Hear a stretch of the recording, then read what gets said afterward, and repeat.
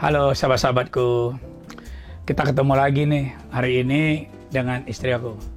Udah lama kita nggak ketemu, dan banyak juga yang kepo ya kepada anak-anak aku gitu loh. Nah, kemarin bulan lalu kita bicara masalah anakku yang tertua, Lydia. Dan ada lagi yang kepo ingin bertanya kepada anakku perempuan, Riche. Riche adalah anak ketiga. Bagaimana kisah Riche? Saya akan ceritakan bagaimana saya cara mendidiknya, bagaimana dia sekarang bersuamikan seorang jaksa. Jadi Riche ini adalah anak ketiga. Di atas Riche itu ada abangnya namanya Ziko. Jadi Riche anak ketiga, sekarang dia bertugas, suaminya bertugas di Palu, dia ngikutin suaminya. Riche punya anak dua, Orlin yang tertua dan Aksa yang kedua. Kesan apa saya sama Riche? Riche memang dia mengambil apa-apanya, ngikutin papanya gitu loh. Dia orang sepertinya orang marketing gitu loh. Dia orang marketing, makanya ketika dia tamat S2-nya di Melbourne, dia langsung terjun ke bisnis gitu loh. Di bisnis dia pegang hotel di Padang. Jadi dia adalah general manager hotel Basco Padang, Riche. Jadi ada hal yang unik sama Riche adalah dia memilih ya kan bersuamikan seorang jaksa. Dan ini pun aku pertanyakan sama dia gitu loh. Tapi setelah dia utarakan keinginannya, saya dukung dengan sepenuh hati. Contohnya seperti ini. Ketika umurnya 24 tahun, Riche ketika itu masih GM di Hotel Basco. Aku tanya ke dia, Riche, kalau kita orang Minang nih kalau udah sekolah pendidikan udah selesai, mesti dicari nih jodohnya. Riche udah punya belum? Kalau belum papa cariin. Wah, dia bilang, jangan dulu pak, Riche pinginnya kerja dulu, Riche pinginnya bantu papa dulu, bantu papa memberesin hotel katanya. Ya udah, aku dukung kemauannya, dan Riche berjalan bisnis. Dia ikut beberapa perusahaan kita, dan tapi yang bertanggung jawab kayak satu hotel ya adalah Hotel Basco. Jadi Riche ini bagi saya sesuatu yang luar biasa adalah kemauannya dan tekadnya. Satu contoh begini, ketika dia mau utarakan dia mau nikah sama Rizky, sama suaminya, dan saya katakan sama dia, Riche, kalau seandainya Riche udah menentukan pilihan Riche menikah sama Rizky, Riche harus keluar dari semua perusahaan. Kenapa? Karena suami Riche adalah ASN. Ya Maya? Dia tanpa ragu, dia katakan, siapa? Riche paham dan Riche setuju. Kembali sama Rizky, sebelumnya aku nggak kenal sama Rizky. Tapi Papa Rizky, Uda Fahmi adalah sahabat baikku.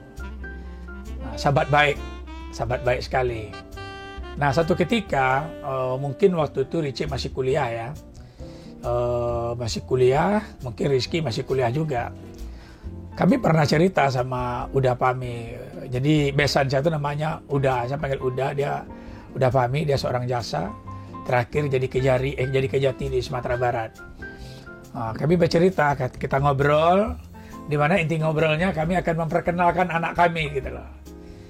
Bas, saya punya anak saya, Uda Fahmi kebetulan anaknya laki-laki 2. Dia akan mengenalkan anaknya dengan anak saya.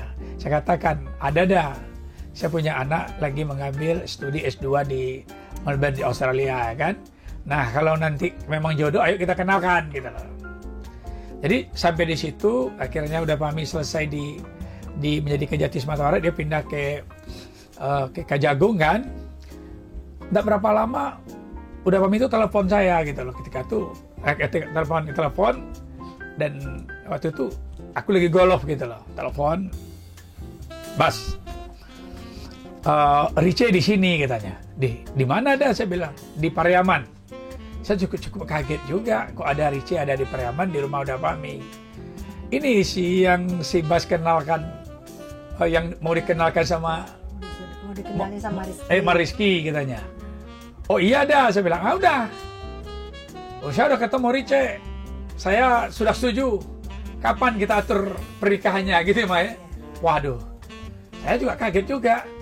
Nah, oke dah, terserah udah. Yang penting mereka cocok dulu berdua, saya bilang. Nah, cocok berdua, alhamdulillah memang jodohnya dari tentukan Allah kan. Nah, ketika itu 2013 ya, Maya. 2013 dilangsungkanlah pernikahan di Padang. Kalau saya tidak salah ketika itu Rizky masih bertugas di Batam ya, sebagai kasih di sana. Apa yang membuat kesan saya yang sangat luar biasa ya terhadap Rice itu begini. Dia melepaskan jabatan dia sebagai GM hotel dan sebagai direktur juga di hotel itu. Notabene-nya gaji 50 juta ketika itu. Dia lepaskan itu. Dia tentukan pilihan hidupnya, bagi dia hidupnya dia menikah sama Rizky. Setelah itu apa terjadi? Rizky suaminya pindah ke Payakumbuh, ya Maya. Nah Rice pada saat itu pindah juga ke Payakumbuh, dia punya anak satu ya. Ya pindah ke Payakumbuh dan dia menyewa rumah tuh di tengah sawah. Saya masih ingat itu kan. Dan banyak orang yang nggak kenal Rice itu anak kita lah ya Maya. Nah aku itu nggak banyak, tapi dia bisa dan menjalanin itu dengan santai gitu loh. Habis itu saya telepon Rice berkali-kali, Rice bagaimana di Payakumbuh? Happy Pak, kita nikmati Pak, enak juga Pak rumah di tengah sawah. Happy di sini di tengah sawah katanya. Dia menikmati hidupnya dan senang. Memang dari awal saya katakan juga, kalau Rice pingin Rizky sukses, Rice harus mendukung karir suami, di mana dia bertugas, Rice harus ikut. Dan itu dia ikut, dia laksanakan. Satu contoh, ketika Rizky dipercaya menjadi koordinator di Palu, saat itu juga suaminya berangkat, dia pindah, tidak duluan suaminya, pada hari yang sama dia berangkat langsung ke Palu dan dia tinggal di Palu dan bawanya anaknya 2. Ini satu komitmen ini yang sangat luar biasa ya. Ini juga lah yang dilakukan oleh kakaknya Lydia ya kan, hampir sama lah mereka gitu loh, bagaimana menunjang karir suaminya, dan dia siap di mana saja suaminya bertugas, dia siap mendampingi suaminya. Dan saya pernah tanya sama Rizky juga, lebih nyaman maksudnya gimana, apakah Rice ke Palunya nyusul atau bagaimana? Enggak Pak, kita sama-sama berangkat Pak, sama-sama merantau katanya, sama-sama kita tinggal di Palu. Kalau nggak salah udah 1,5 tahun, hampir 1,5 tahun dia tinggal di Palu dan dia nikmati di Palu. Dan mudah-mudahan dia janji liburan kemarin dia nggak pulang lah ya. Liburan kemarin nggak pulang. Insya Allah katanya liburan tanggal 20 ini dia akan ke Jakarta, liburan sama cucu. Yang pasti aku udah kangen juga sama Olin dan Aksa gitu loh. Jadi itu satu hal yang saya ingat Rice ini. Ketika itu dia sudah menamatkan sekolahnya di Australia. Setelah itu saya ada acara di rumah ya. Ini kesan saya yang saya tidak pernah lupa sama Rice itu. Setelah itu karena ulang tahun saya ketika itu 55.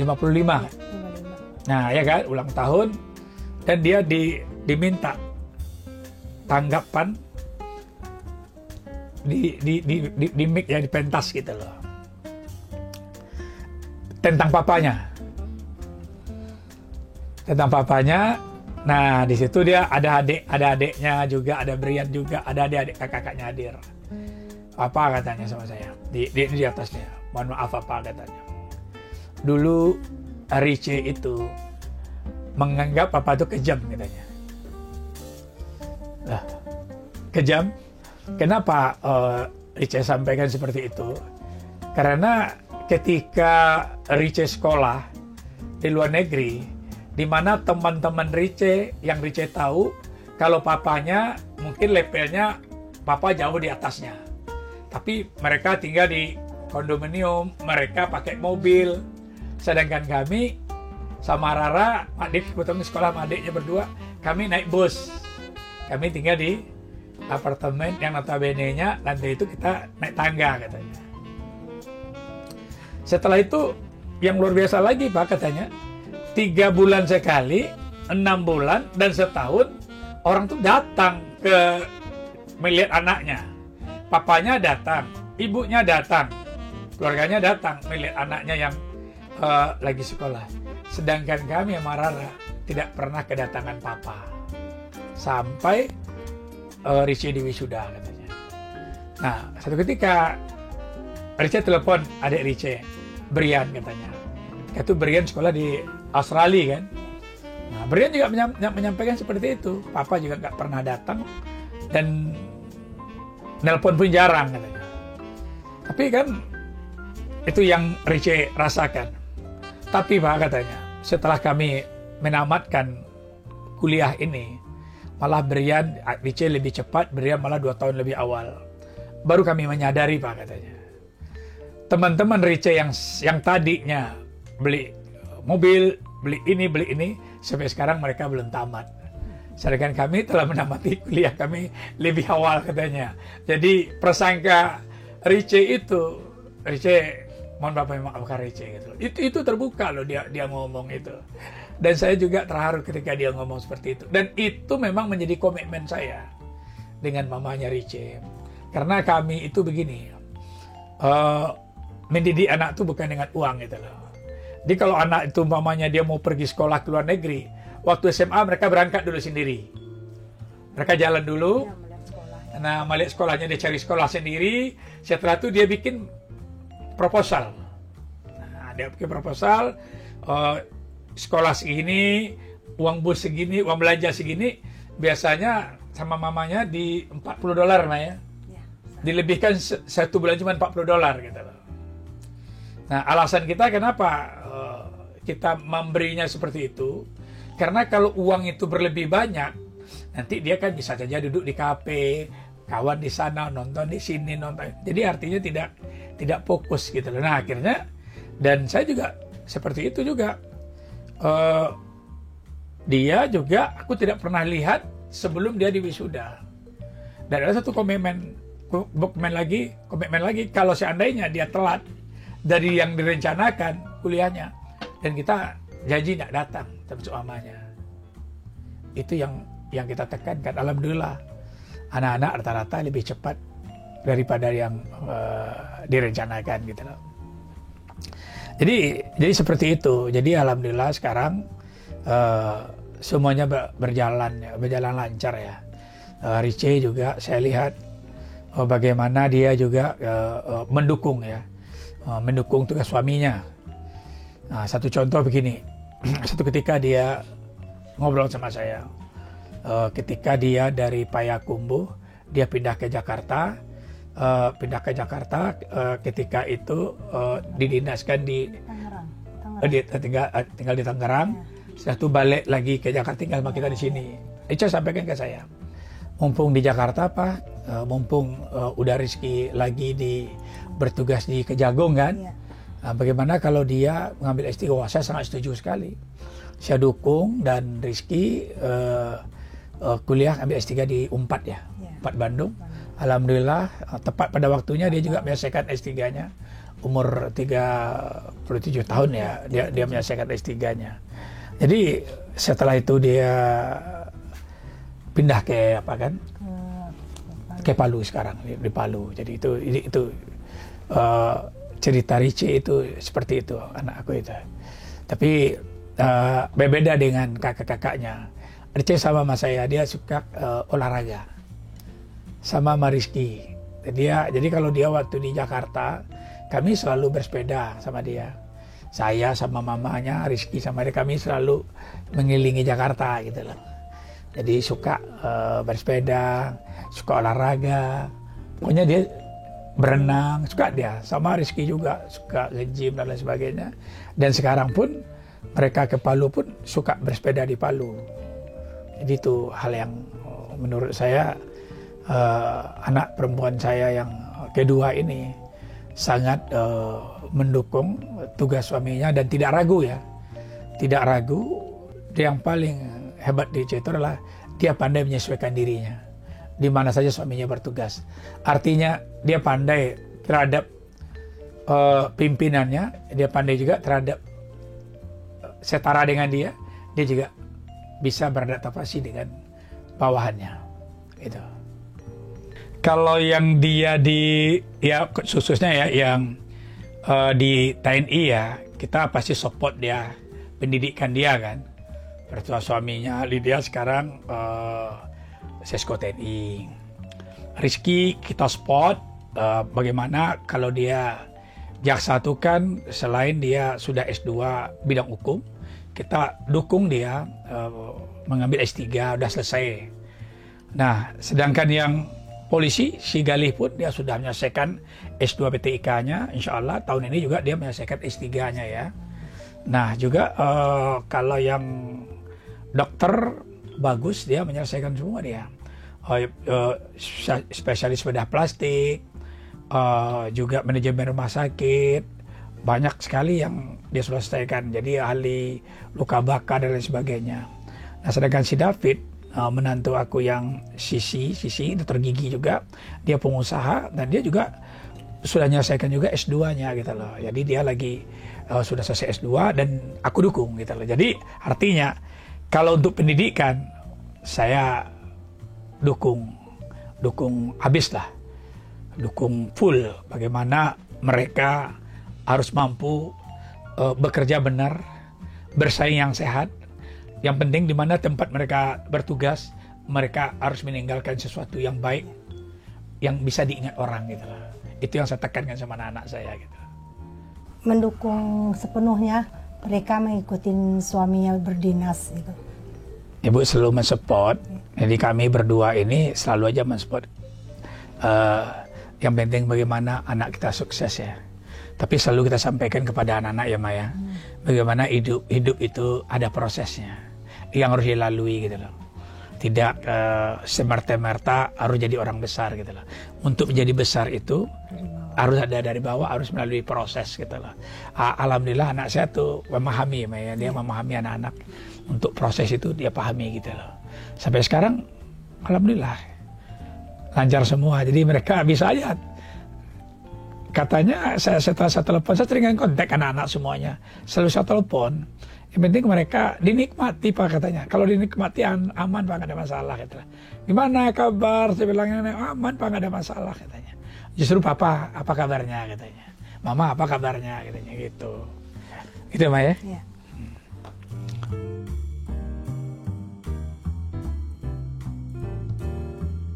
Anak-anak saya tuh lucu ya. Kadang-kadang dia tidak pernah menonjolkan dirinya, tapi orang tahu akhirnya dia tuh anak siapa gitu loh. Kenapa? Kesehariannya gitu loh. Dia santai aja orangnya. Dia dia memang tidak diajar cara hidup glamor ya. Dari kecil memang hidup sederhana.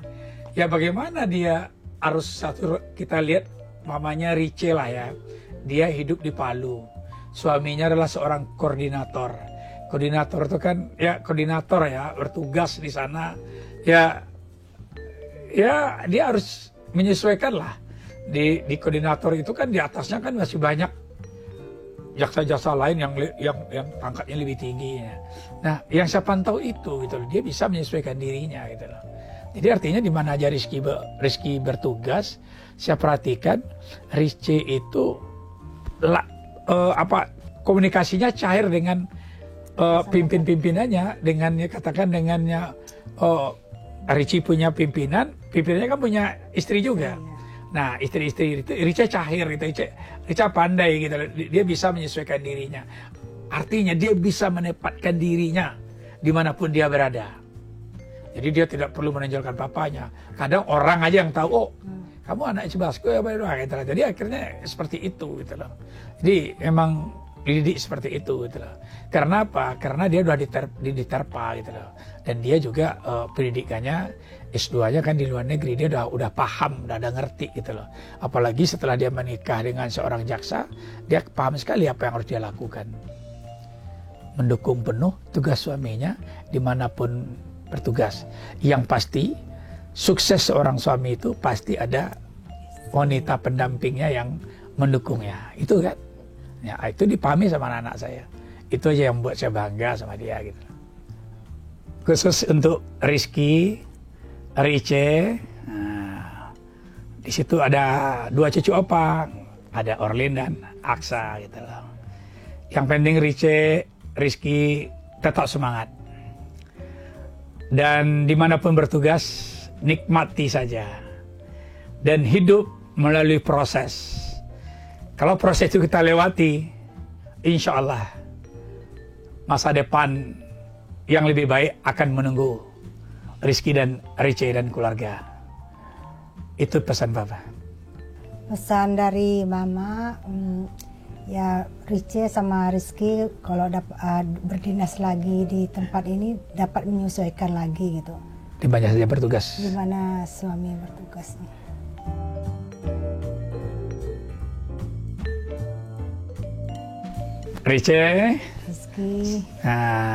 Rizky dan kedua cucu, kami pasti ingat kalian, kami mimpikan kalian, dan kami sayang sama kalian. Ingat itu, sukses selalu, tetap semangat. Terima kasih sudah tonton Keluarga Basko. Jangan lupa like, comment, subscribe, share Keluarga Basko. Teruntuk sahabat-sahabatku semua, aku akan giveaway dengan total hadiah 5 juta. Dengan cara subscribe Keluarga Basko dan komen tayangan ini. Mantap!